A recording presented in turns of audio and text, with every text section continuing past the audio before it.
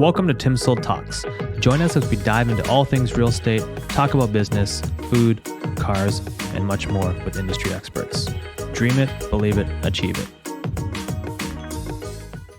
Welcome back to another episode of TimSold Talks. I'm very fortunate to invite a really good friend of mine, Joe from Fight Fitness, to join us for this episode.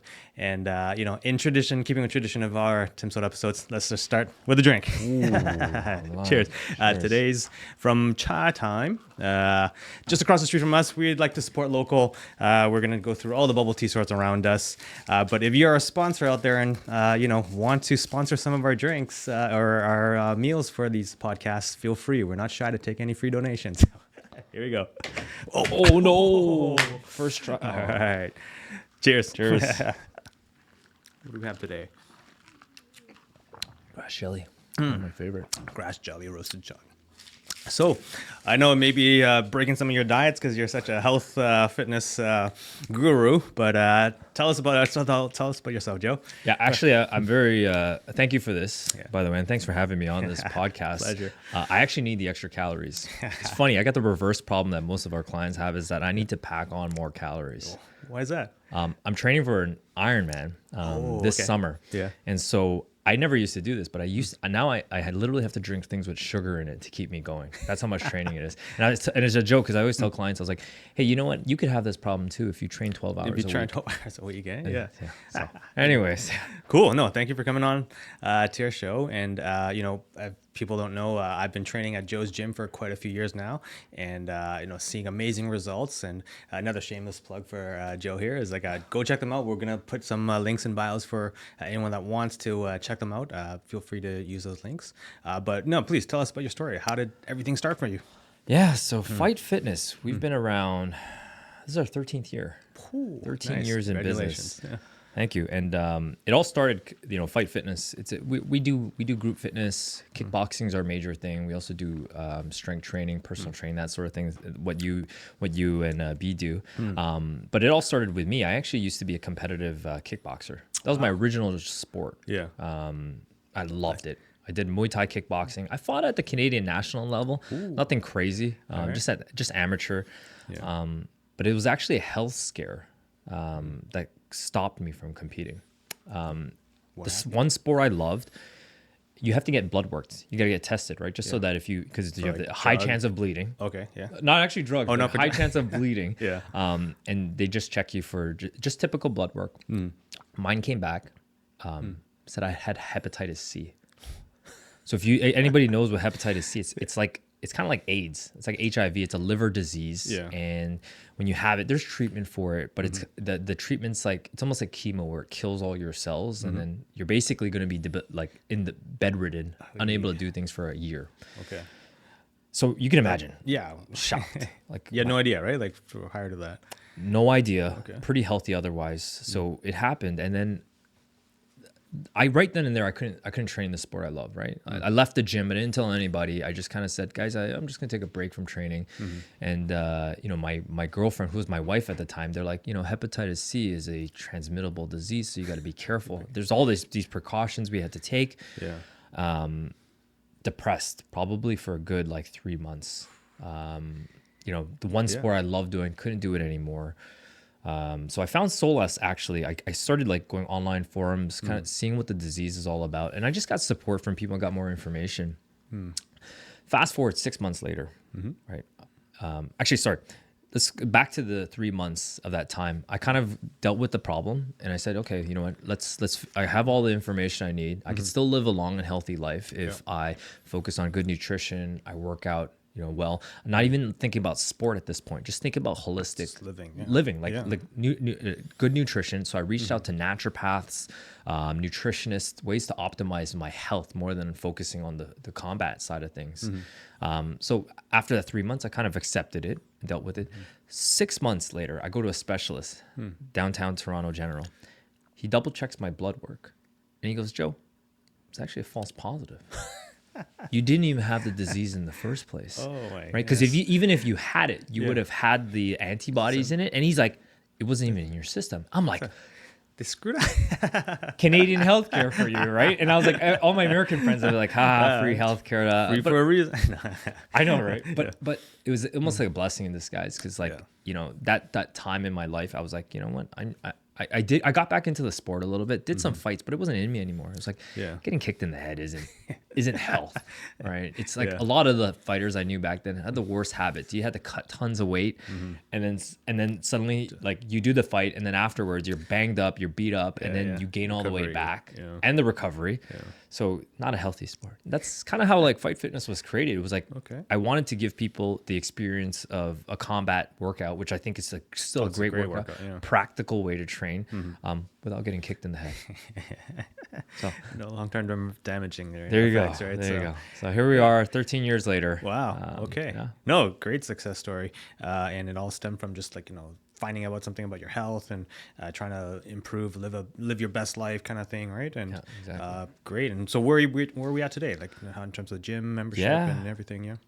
Jim's doing well. I mean, we clawed back from COVID. We can imagine what that did to not only my business, but also the entire fitness industry. And I know a lot of industries were affected by it. But we're back up running. We've got a great team. Super happy with the business right now. We're looking at other options, ways to grow. Great to go. Considering industrial, commercial properties, also considering additional locations as well. I was always against the idea. Like I told the team, I was like, I'm tired of it. Like I had 5 locations at one point. Oh, wow. Okay. So I had 5 locations. We had 3 licensed and 2. And then what happened was we cut off the licensing model, went back down to 2 locations, which was my Markham and Stouffville. During COVID, we had to close down the Stouffville location, unfortunately. So we went back to Markham. But now I'm kind of like itching again. I'm like, we should have kept that Stouffville location. I mean, it was good because like sometimes you got to take a step back to move forward. That's kind of what we did. Like we had to we tightened up everything in the operationally management in place. Mark, your trainer, he's a solid dude, but like getting him aligned with the operational side of things has helped a ton. Yeah. So I think we're in a good place right now. Yeah, and you're looking to expand in the near future, right? So that's I think so. Always positive to. I think so. Yeah. And okay, so tell us about some of the other kind of challenges of running a gym, because I'm not sure of how many people have ownership in a gym or experience doing that. So what are some of the challenges, the fun parts, the perks, or in this square radius, because your office is close to mine, I've counted about 15 fitness studios, boutique fitness studios. Okay, wow. And the funny thing about the gym industry is very easy to get into. I mean, what do you need? A little bit of space. Equipment cost isn't that too much money. But everyone thinks it's like a hobby business, that everyone's like, oh, I love working out, so I'm going to open up a gym. They don't really treat it. I think that's the biggest thing I see with a lot of people. And frankly, that's kind of like how I started. I mean, I liked fitness. I saw what it did for myself. Why don't I start a gym? But when you start to realize that like there's a lot of intricacies. Like, operations is one thing. Being a good trainer is just like the bare minimum. You got to have guys that are passionate. But then you got to think finance. Are you controlling the money properly? Which is a huge piece of it, because a lot of people will buy random equipment, pieces of equipment they won't even need. I've seen, I don't want to name names, but there's gyms out there. I see hundreds of thousands of dollars are spent on equipment. And I'm like, damn. Do they know something that I don't? And I've been in the industry a long time, almost 20 years. I was like, if they know something I don't, good for them. But from the looks of it, things don't look right. So there's a finance standpoint. And then there's the marketing and sales, which is huge. One of the biggest challenges I think in fitness industry is the marketing and sales. Marketing and sales? Yeah. Why so? Or in what aspect? Fitness is not something like a restaurant where you go in there and it's like it fulfills a need. Okay. Right? People, restaurants, like, oh, it looks good, I'm gonna go visit. Yeah. We get people to do hard shit, like literally to come in and get somebody to come in and step in the door and say, hey, come here for an hour, 45 minutes, and we're gonna beat you down for 45 minutes. Yeah. And then I want you to come back and sign up for this membership again. And do it again next week and the week after, and and it's not easy to get people to do that. Like once you get in the habit of things, I think it's great, because you have people that are habitual, they do it regularly, and it's part of their life. But getting somebody in the door to do that is the biggest challenge. And that's like why marketing and sales is so heavy in marketing and sales. Like I know people hate the gym industry because they're always like, oh, they always lock you into agreements and everything. Partly It's because you need it. You need it, right? Because there are going to be times where you're like, you didn't go for a month, but you know what? You're paying for a membership. So you got to make use of it. Yeah. Or else you're just going to quit and just say, you know what? Forget it. It's not the right time, but it's never the right time. So anyways, marketing and sales is probably one of the things I think people need to grasp the most when it comes to running a gym business. A gym business. Yeah. Okay. No, that's a good tip for listeners out there trying to start a business, especially in the health and fitness field. But what's kind of some of the challenges you have to overcome? I know the pandemic where we weren't even allowed to be in the same room with each other was definitely a big challenge of ours. How did you guys kind of navigate that or pivot, or what did you guys do to kind of make it through that difficult time? Yeah, we moved right when it was announced. I remember this the date around March. I think it was about March 20th. And then there were whispers. They're like, Joe, there's this thing going on, and do you think we got to make? I was like, keep fulfilling. Yeah. Keep telling people to come out. Some clients were like, I'm not sure about this, so I'm gonna stop for now. That's fine. Keep going. And it wasn't until the government said shut it down that we did. Yeah. But right then and there, I was like, we got to go online. Yep. And we went online, and we were doing online workouts for a long time with both our locations. So we had a good number of our client base just kind of remotely zooming in and just doing the workouts, doing whatever the best they could. But then it started to drag. And I think that's the thing. Like, it's not the same. Like we've tried, we still do online workouts, but a very small segment of our client base do it. Yeah. And it's not the same experience because you have distractions of your home. Unless you're like you have like a basement that you can kind of go to shut off the family and kids. I find like you got to be in the right environment to do the workouts. Yeah. And we saw people kind of just fall off track. So not only with online workouts, but we actually started an online fitness coaching business. Oh, wow. So right now I still have a book of clients from all around the world. So we've had clients in Brazil, Hong Kong, in the US. And basically, instead of them zooming into a workout, which we find is a bit challenging for people because there's the convenience aspect, isn't there? Yeah. We just program it for them. So I tell you, Tim, here's your workouts 3 days per week. I'm going to give you exactly what to do. Here's videos on how to do it. Here's how many sets and reps that you should do and the weights that you should do it. And we just report and use that and have meetings regularly every 2 to 3 weeks just to check in on your progress and make adjustments that way. Oh, wow. No, that's pretty, I didn't know about that one. Yeah. Well, because you come in person, but there's actually now a bunch of clients that reach out to me and be like, hey, I live in Brampton. I would love to go to your gym, but unfortunately I can't. So I'm like, okay, here, let's talk through this. Here's how it's like working with an online coach, which is what it is. It's online coaching. So there's a big opportunity there.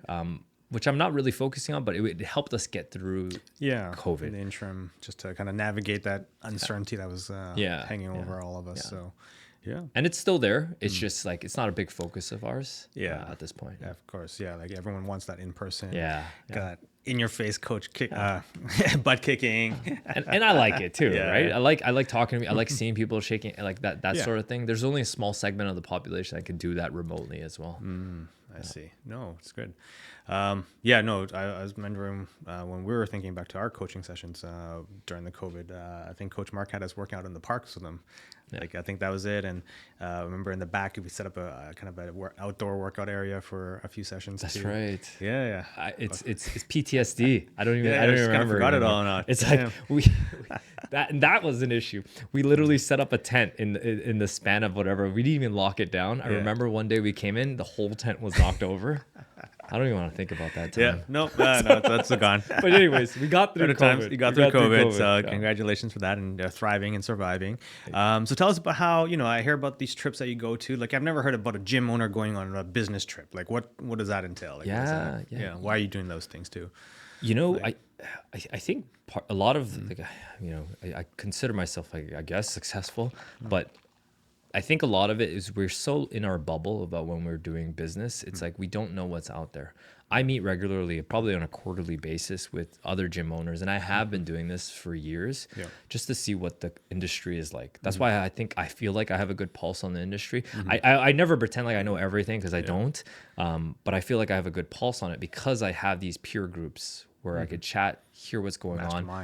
Mastermind with people. Like I know people in Mexico. Like every city probably around the world, I could probably find a gym owner that I've known or have contacted because of these groups. which is important because like we all deal with the same issues, but you know the market conditions are different in every city. But it's always the same issues, and that's been key to, I feel like, to my success is just like going out there, talking with other business owners, sharing learning, it, and learning all, and helping too. Like we've actually, my wife, she runs a bookkeeping and accounting firm, so we actually help some business owners with their finances when it comes to this, because one of the issues is I find finances, they don't even know where to allocate capital. Like it's like how do you pay your coaches? How do you pay? How much should go into marketing? How much should go into your rent? Yeah. Like some people have no idea. Right? That's a huge piece of it as well. Because I guess there's no, like you said, the entry to barrier is kind of low, so there's really no formalized education or support, and it's kind of like learned by trial, right? So so I guess that's where you guys excel, and you guys are ahead of the competition that way. So that's right. Kudos to and that. a lot of these gyms, they just run out of cash. It's just like like they sign up all these members and or they don't sign up members. they like can't attract them or. See, that's another, going back to that question about like what's the challenges. Clients there'll always be people leaving. It's just the nature of it. People move, job changes and everything, and you can't bank on the fact that you're gonna have these clients forever. So you have to always have clients coming in through the door. And I think that's something a lot of fitness owners like, because with personal training, if you're one-on-one with a client, very easy to retain them, right? You have a really good relationship, built a rapport, and right? But if you're doing group fitness, which we do in large volumes, you're gonna have to have people constantly coming in, because we know like there's no way that 0 people are gonna leave. There's always gonna be a percentage. It's calculated into your business model, right? Exactly. Okay. And what is that kind of like? Is there like a standard kind of attrition number that you kind of use as a metric, or I'll tell you the average, I guess, micro gym, I would say that's where we're at. Some of them micro gym, how many members? I would say less than 500 members would be a micro gym. Anything bigger would be like those big box type studios. They go up to 2,000. So any micro gym would be under 500. I'd say some attrition rates I've seen as high as 30%. Which is a month or like what? On a monthly basis, which is nuts, right? Yeah. I've seen some models where they have to have like, you know, the fancier ones with the high, like, I don't want to name names. No names, yeah. But there are the ones that like kind of really fattish, you know, the hot girls and everything, you know, and very high attrition rates, right? Because they'll come in, maybe they're not so focused on the client experience, but they got really good marketing, so it gets people in the door, but they go all out as well. So as high as 30%. Ours, we probably sit under 10%, which is okay. I'd like to be under 5%. That's my goal. So. Under 5%, you're good. Golden, right? Yeah, that's the standard. Okay. And so what's some of the key programs or the engagement, or how do you try to, lower the attrition rates for you guys? We do a lot. And, to piggyback on that question again about challenges, like churn is one. People think that attracting new clients is going to be helping you the most. It will help in the beginning, but churn is the second thing that once you've up and running, that's the thing to focus on. And with our churn rates, like we've done a lot in the last, you've probably seen it. We've re-released milestones, and we have this system called champion bands, where when people come out hitting a certain number of milestones, because really what the goal is to get you to continue to do workouts. So when clients come out, first one, we celebrate the first one. The first one is always one of the most important, because we have to celebrate the win, the fact that you came out. I always make this stupid joke, but the heaviest weight in a gym, you know what it is? No, it's the front door. It's a horrible joke, but that first visit needs to be celebrated. Then after that, it's 25 visits. Then after that, after 25, it's 50. After that, 75. After that, it's 100. And like you think it's not that complicated. Just celebrate them every step of the way. It's like gaming it, right? Yeah, rewarding of achieving a new level, unlocked a new level of achievement, and I say like this thing about World of Warcraft. My second year university, I lost a lot of grades. It got pretty bad because I got sucked into World of Warcraft. Oh my goodness! I don't know. Have you played? Yeah. Sucked in. I don't know what happened, but the reason why is because the game is simple. You kill this much enemies. You move up this certain level. You unlock a badge or unlock a new item or You've got kids in Korea or China sitting there for hours on end peeing in bottles just to level up because it's simple. It's like kill this many things, and move up to this level, and it makes life like it's easier than real life. And I think that's yeah. what the addictive nature of video games is. That's kind of like workouts. You make it so that every step of the way, you know, the next level. It's just A goal, one, set it, hit it, next one, small level little up. increments. Exactly. Yeah. So, and I think that's how we. I always use this term: ascension is retention. So we just keep ascending them.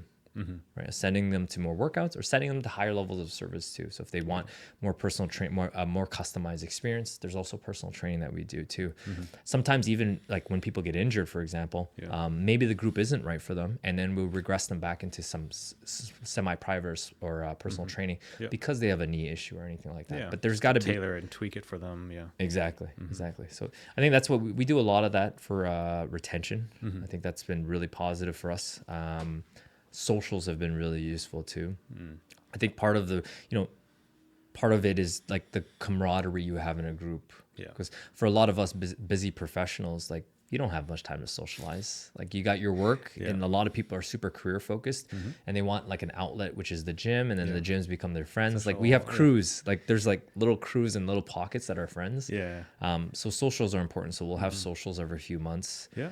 Yeah, I've been to a few of your Christmas parties, man. They're awesome. Like That's right. That's right. Yeah. He does the drunken fest sometimes. I remember the year you guys were all wearing the same suit. Like you ordered a bunch. I think Coach Mark was telling us you had ordered an order the same size for like everyone just to see how it all looked. But you guys all fit and look good. And we got to do goofy stuff like that. Yeah. Like we're gonna make it. It's got to be fun. Yeah. I think that's another thing about like running the business. It's got to be fun. It's gotta be entertaining. Entertaining, fun. Yeah. Our Christmas party is a big thing. We have our summer barbecue too, where you can dunk your coaches dunk and get tank, back with them. Yeah. And tell us about what do you have planned in store? Like what some of the future. Let us know what your plans are. Like don't give it all away, but like I don't mind. I'm a shameless self promoter, so I'll give it all away. Really interesting thing we're doing. It's not the official name, but so far the code name is the Fight Fit Games. Fight Fit Games. Okay. So like Hunger Games kind of thing? No. One survivor, no. But basically, like we want an event where it's very inclusive of everybody. We want everybody to participate into it. And it's just basically a fitness challenge. We'll have different stations where you could just basically, and I know you're big into this. You're very competitive. Tim, like you win most of the challenges that we put out there. Monthly challenges, right? How many have you won now so far? I've lost count. It's been quite a bit. But no, I was mad. Not mad. I just found out I didn't win the February one, and I lost to somebody, and I was like, just by one rep. Like it was the med ball slam challenge. Yes. Right? Yeah. Oh, you one rep? I lost by one rep, and I just calculated in my head. It's like, if my first, because I was playing back in my head. Okay, no, the first two I was just experimenting how to do it fast, and then I was lifting the ball over my head, which wasted like maybe like a milli or 2 seconds, and like that would count. Anyways, sorry. See? That's why they're so powerful for retention. Like you got competitive guys like you. But basically we're doing this event where we're going to take all of the combines that we've done, put it in one day and see who can basically score the highest in the entire event. And we're trying to be inclusive of it. So it doesn't even matter if you don't get a high score, you don't win, but each station has a winner and there's an overall winner, male and female.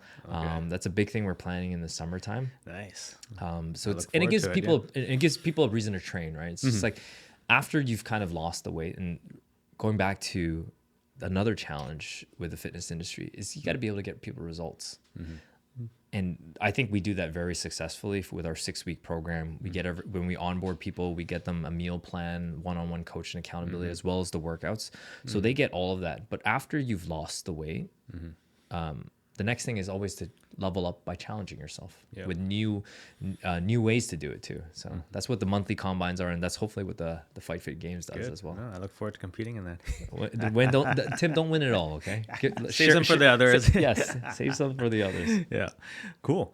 All right. Kind of touching base on your client base and the uniqueness of the fabrication of the camaraderie there. Any kind of unique stories stand out of that you want to share with us, or?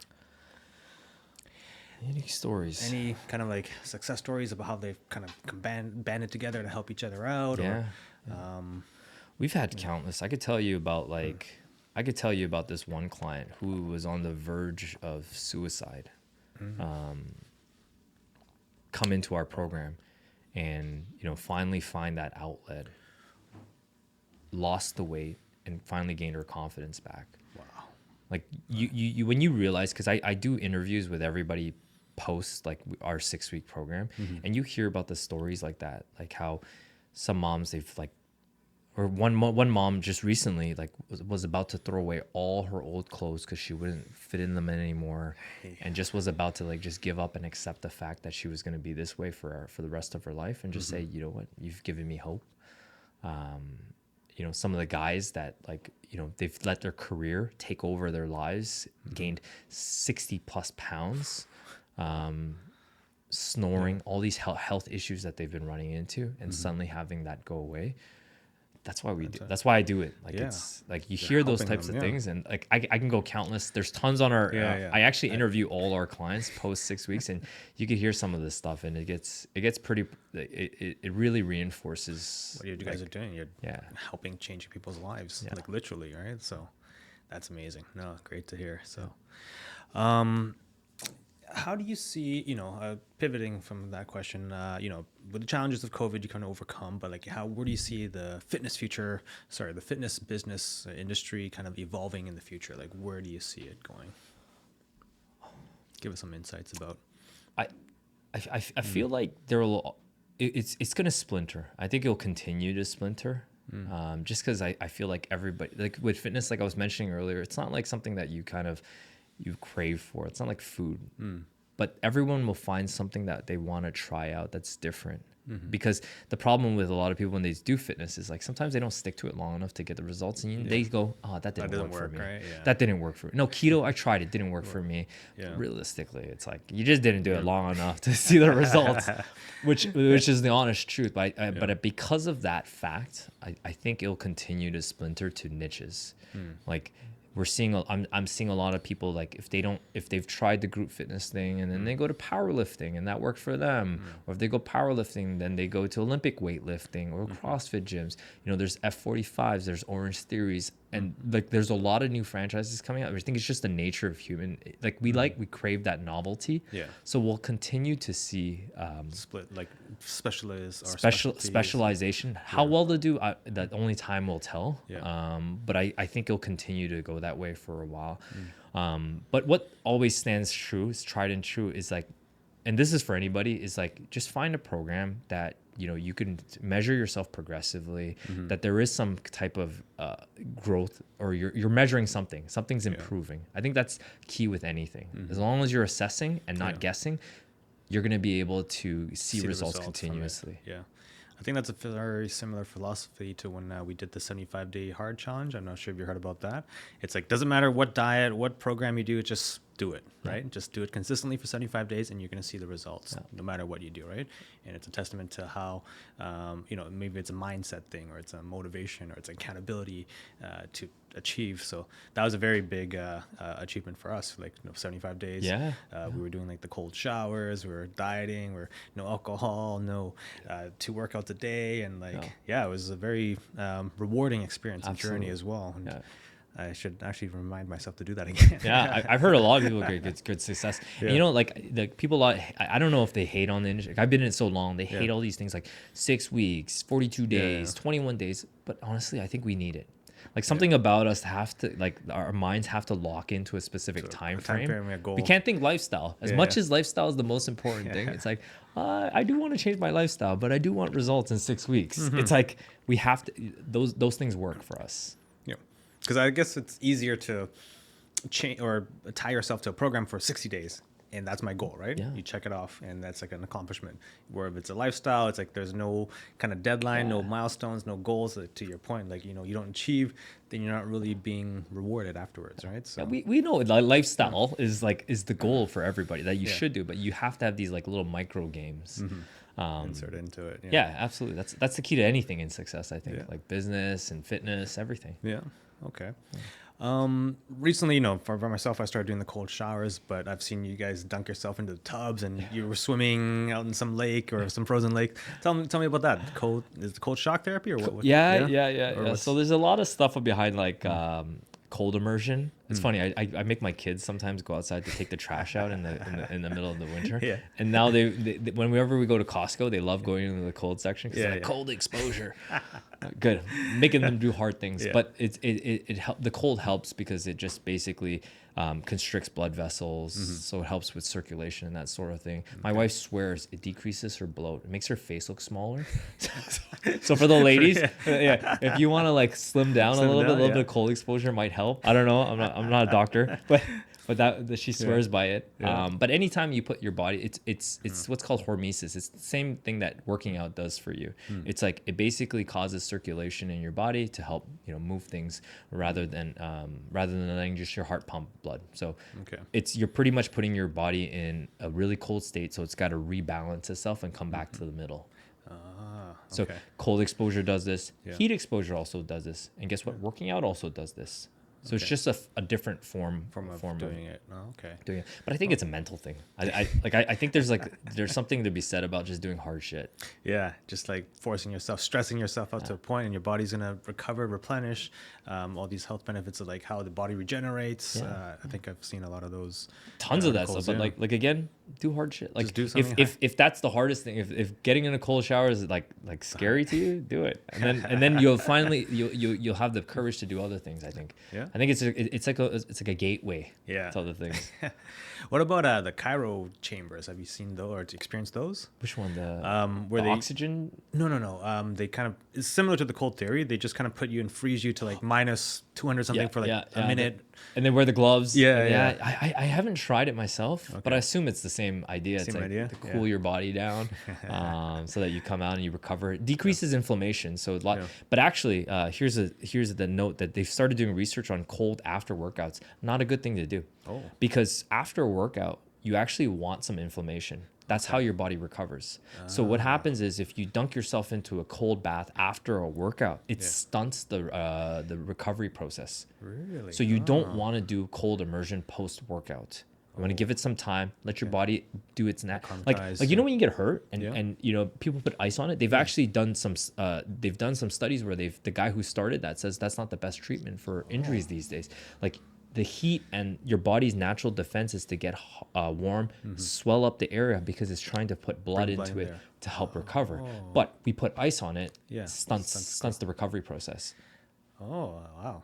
Okay, So, I better change some. quick little tidbit. So they've done some studies now where you shouldn't do cold immersion post workout, or immediately post workout. Let your body kind of recover from it. I heard were you supposed to do it beforehand, or some new light of research is talking about? You could do it before. a Before workout, is good too. Before is better than after. Yeah.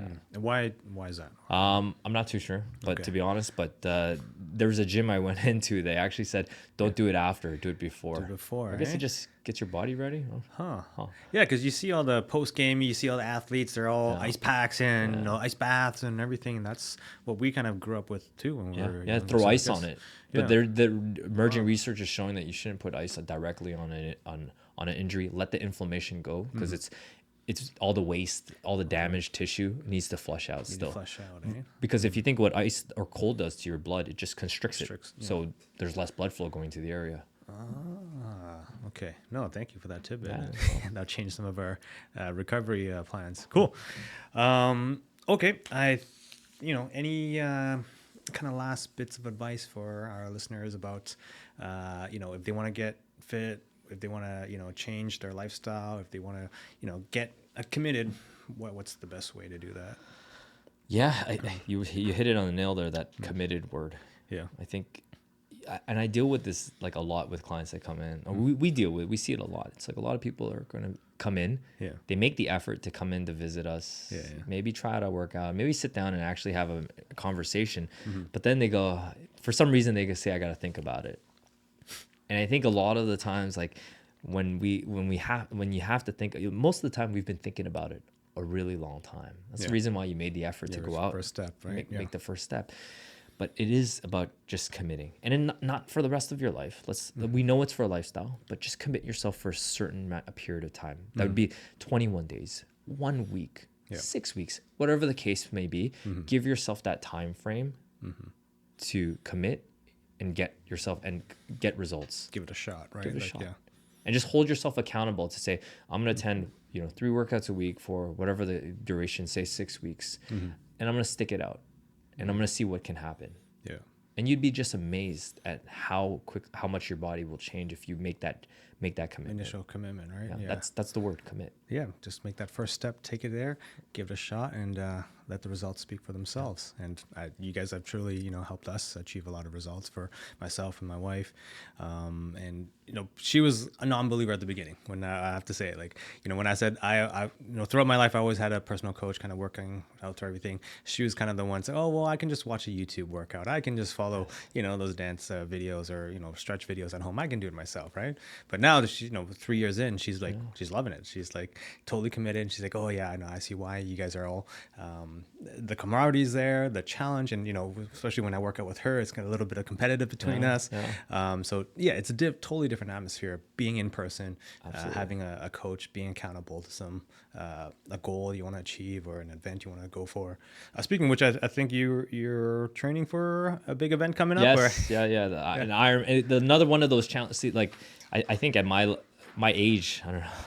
I'm not that old. I'm getting to I'm starting to get like tattoos and stuff like that. I got like a midlife crisis going on. But I signed up for an Ironman. So before I did kickboxing, I was actually a triathlete. Oh, I actually ran. I did sprint triathlons. I've did marathons before I took up kickboxing as a sport. And my goal was to run a marathon when I was like in my early 20s. Yeah. Didn't end up doing it, and now my kids are older, so I have hobbies again. Yeah. So like they can bathe themselves, so I now can do my own thing, and that's why I decided to take on an Ironman. Wow. Which and that's this year, right? I'm doing a half this year. Okay. I'm turning 40 next year, so my goal is to do it do a full one next year. And not die. That thing is like 12 hours apparently. Is it in Toronto or where? There's one I want to do. I want to do the Lake Placid one in New York. Okay. For the full. Wow. But I've realized after doing this sport, I realize why not a lot of people do it. It's hard. Don't get me wrong, it's a hard sport, but it's damn expensive. A minimum bike to get in like a triathlon bike is like $5,000. I was like, some bikes go up to 15,000. I was like, I can buy a motorcycle, a small car with this. Yeah. It gets nuts. It gets nuts, and that's just a bike. That's the bike. Like, is it like what, carbon fiber or titanium? Yeah, like carbon fiber, everything, and it gets out of hand. So I'm just like, I see why not a lot of people do this sport. Wow. Yeah, you would think $15,000. Like, as I'm starting to do this sport, like not only the time commitment, the money. Yeah. So, anyways, another tip to people: like, find a sport that's affordable that you can do for the rest of your life. This is a checklist for me. I straight up said once I finish this thing, I'm selling everything. I was like, it's gonna show up on Facebook Marketplace. You guys even. Wait for those discounts. Yeah, that's right. Wait for it. It'll be there for whoever's next that wants to do it. Yeah. Wow. Okay. So half marathon this year, full marathon next year. Half Ironman. Oh, half Ironman. Sorry. Full Ironman. Yeah. Full Ironman. Okay. Wow. Congratulations. That's we look forward to your journey. Are you documenting this on the way? Right. I'll post it on Instagram. I'm actually experimenting with a YouTube channel. So nice.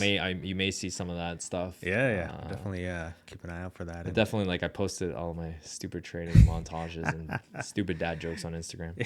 No, I think I've been following that too. That's it's one way to engage. I guess with social media is like to get your audience to know you, right? And know your personality, know your humor, and get to know you before they actually meet you in person, before you kick their ass.